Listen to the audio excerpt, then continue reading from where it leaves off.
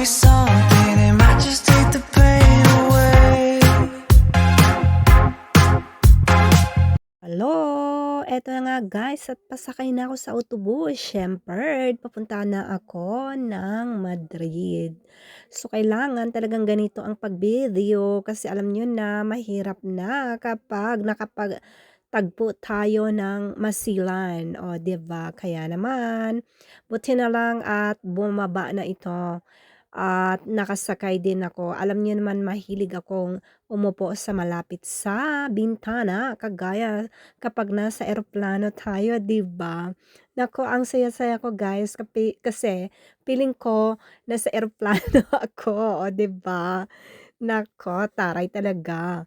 Ay naku guys, siyempre kinukumusta ko kayo ng magandang umaga, magandang tanghali, magandang hapon at magandang gabi. Sa ko kayo ng mundo at welcome po sa aking YouTube channel. Pasensya na kayo kung ganito ang aking, ah, anong tawag dito, aking videos kasi alam niyo naman na hindi ako puwedeng maingay dito sa aking autobus, sa aking sinasakyan dahil alam niyo na hindi puwede masyadong mag-ingay kasi hindi naman tayo sa squatter nakatira, charot.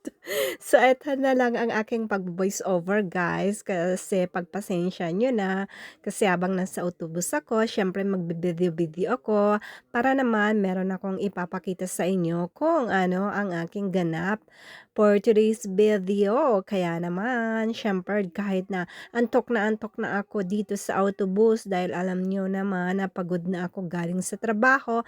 Pero sinisikap ko pa rin makapag-video kahit ganito lang, 'di ba? Kasi nga ay para naman may pang-video ako sa inyo.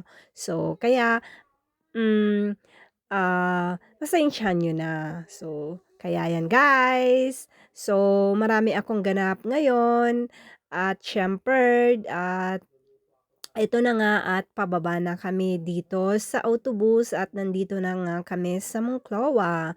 So, ang pag-video-video ko pasensya na kayo't ganito kasi alam niyo naman nga ay nako, halos hindi ako makahawak dito ng aking, anong tawag dito, hawakan sa autobus. Halos matumba na ako kasi nga ay yung autobus gumagalaw pa rin, oh, 'di ba?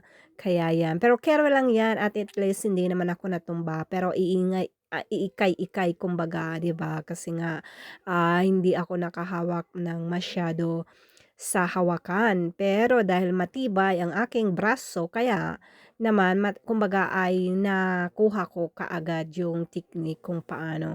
So eto guys at ito ang aking pag-video-video kaya naman samahan niyo ko sa aking journey for today's video at maraming ganap. Siyempre, pupunta muna ako dito sa may tindahan dito sa may Monclova kasi nga po ay may dadaanan ako and then, bababa ako sa paradahan ng isang place doon, ng paradahan ng autobus kasi nga may bibilhin ako.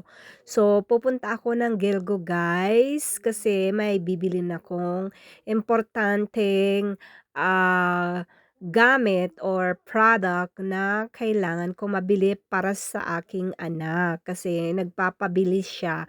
Si Nixon Jade Boysing ay nagpapabili sa akin ng product na ginagamit niya para sa kanyang mukha.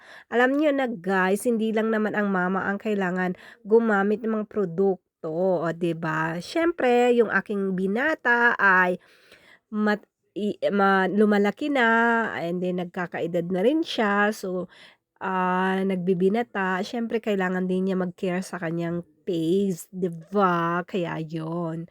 So, eto na nga't nakakalabas na ako dito sa parada ng autobus at naglalakad ako dahil siyempre ay pupunta muna ako dito sa isang tindahan. Pero kera lang 'yan guys, kaya tingnan niyo lang ang pagmumukha ko, 'di ba? Charot. Na medyo may laman-laman na, o 'di ba? Kasi nga nagbibitamina ako kasi alam niyo na rekomendado ng doktor. Kaya kailangan talagang mag-vitamins kasi kailangan yun ng aking katawan, o 'di ba? Para hindi tayo madismayado or madismaya kapag sakali at tayo kailangan may resistensya tayo, 'di ba? Kaya kaya lang 'yan, kailangan talagang maggamot muna ako, patibayan ko muna ang aking katawan, 'di ba? Mas importante yon ang kalusugan. So kaya 'yan guys, ako'y naglalakad dito at siyempre yung lalaking yun sa likod ko, talagang gusto niya magpakita, pero kahit ayaw kong videohan, talagang lumalapit siya. Pero, hindi ko na kasalanan guys kasi itinataas ko talaga yung aking leeg diyaan para hindi siya mabidyohan. Pero ang ginagawa niya talagang kumbaga is hinahabol niya ako. Para hindi ko alam kung bakit, para mabidyohan ba siya o ano ba talaga ang gusto niya. So nakita tuloy yung mukha niya, o 'di ba gano'n lang 'yon.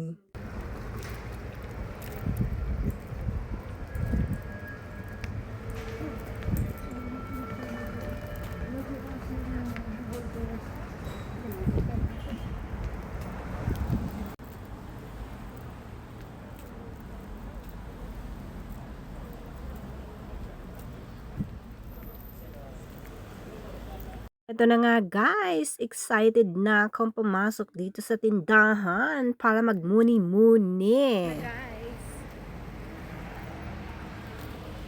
dito lang sa metro.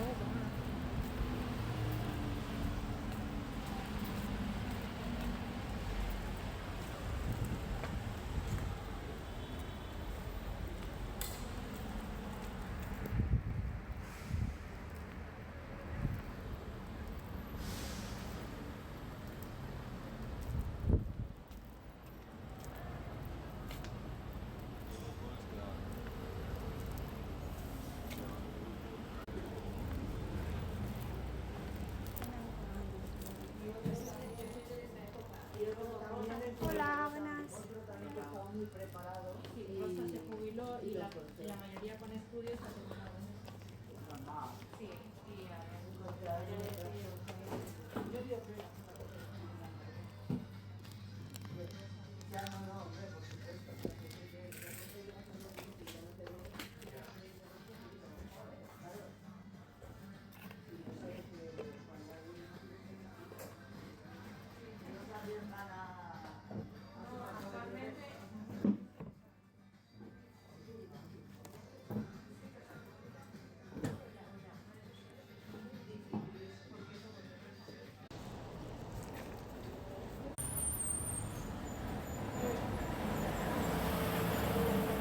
Guys, ito na nga, nandito na ako sa parada ng autobus, pero lagi kong iniiwas yung aking camera, pero itong babae talagang gusto rin niya magpakita dito.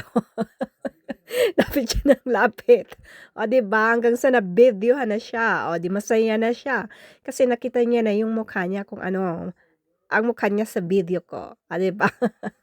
So, kaya tinapat ko na yung, camera ko sa pagmumukha ko kaya mas maganda na yon, mas mabuti na yon dahil, um, kailangan pa rin tayo mag-ingat, 'di ba? So, eto nga't nag-aabang na ako ng autobus dahil nakalabas na ako sa tindahan, o 'di ba? At may pupuntahan pa nga ako, yung sinabi ko nga sa una ay may pupuntahan pa ako.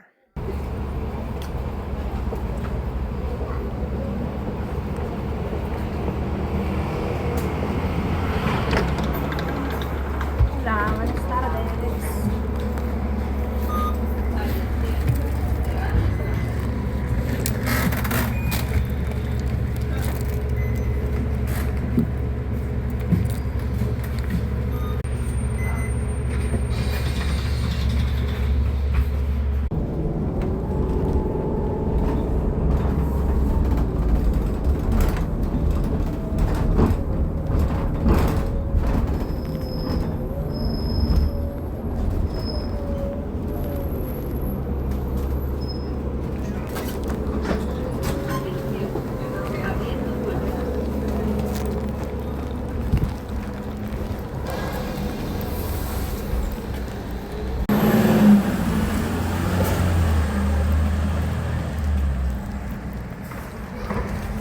Nakababa na ako ng autobus guys.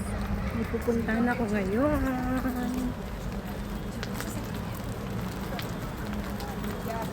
Bigat na nitong dala-dala ko. May bit-bit na ako. Nakabili na ng mama ko, guys.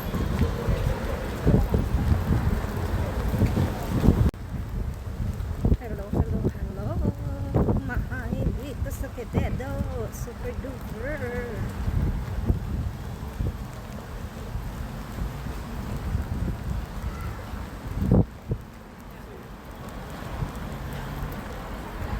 Dito guys sa Quevedo. Ngayon ay hapon na ng Biyernes 24 de Octubre 2025, guys.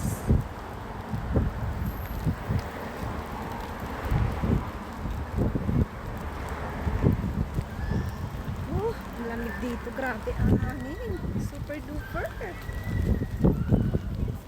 Grabe ang hangin, guys. Makulimlim, grabe. Super du ay. Hindi pa rin to tapos hanggang ngayon. Sarado na rin pala. Hirap magnegosyo dito, guys, kasi ang mahal ng lokal. Pag upa, grabe. Super duper. Ay, kabayo na hulog.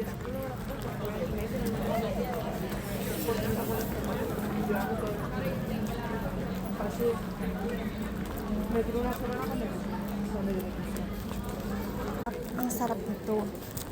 Pa ako nakatikim dito, guys. Wala pa rin pumasok. Kasi nagmamadali ako. Guys, punta ako ng Primor kasi bibili ako ng aking pabango. Pwede pa dito. Hola!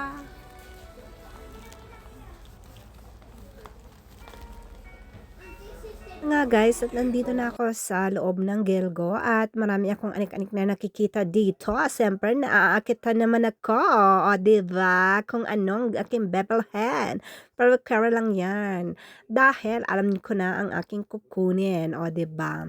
Pero guys, iiwan ko na muna kayo at sa susunod ulit na video. At syempre, maraming salamat sa inyong pagmamahal at pagyakap. At syempre din, mag-subscribe naman kayo dito sa aking YouTube channel, GGBoysing.8, at ang aking Facebook account ay GGBoysing. At syempre, nagpapasalamat din ako sa mga silent viewers, syempre, o diba? Maraming salamat po sa inyong pagmamahal ulit. At lagi ko nga sinasabi kapag lalabas ng bahay ay dalhin pa rin natin si Mr. at si Miss Pasensya para buhay laging masaya. Piliin natin maging mabait, mabuting tao at magpapasensya, guys, kasi importante po yun. Alam nyo na, ang hirap ng mundo ngayon, ang hirap ng mga sakuna, ang hirap intindihin ng tao kasi nga maraming problema, guys. Alam nyo na, syempre sa mga trahedyang nangyayari, mga sakunang nangyayari ay naapektuhan din bawat isa sa atin, lalo na yung ating kalusugan at kaisipan. Kaya naman, ang kailangan natin, lagi magdasal at pasensya talaga. Unawain na lang natin yung iba. Magpakumbaba na lang tayo, hinaan ng boses, intindihin kung ano, at magrason na lang tayo ng mababa ang boses para maintindihan din tayo, guys. Okay? At bueno, talagang ganyan. May mga taong makukulit at hindi nakakaintindi, pero dahil tayo ang mas nakakaintindi, mas tayo ang umunawa at maging mabait na lang tayo sa ating kapwa, guys. O, 'di ba? Kaya yun lang ang masasabi ko. At syempre, kailangan natin magkaroon ng peace of mind sa pamamagitan ng pagpapakumbaba at maging mabuting tao. Yun na lang ang pinaka regalo natin sa sarili natin. Regaluhin din natin ang sarili natin ng katahimikan at pagmamahal sa sarili. Yung pagpapakumbaba at habaan yung ating pasensya, guys. Yun ang importante talaga sa panahon ngayon, 'di ba?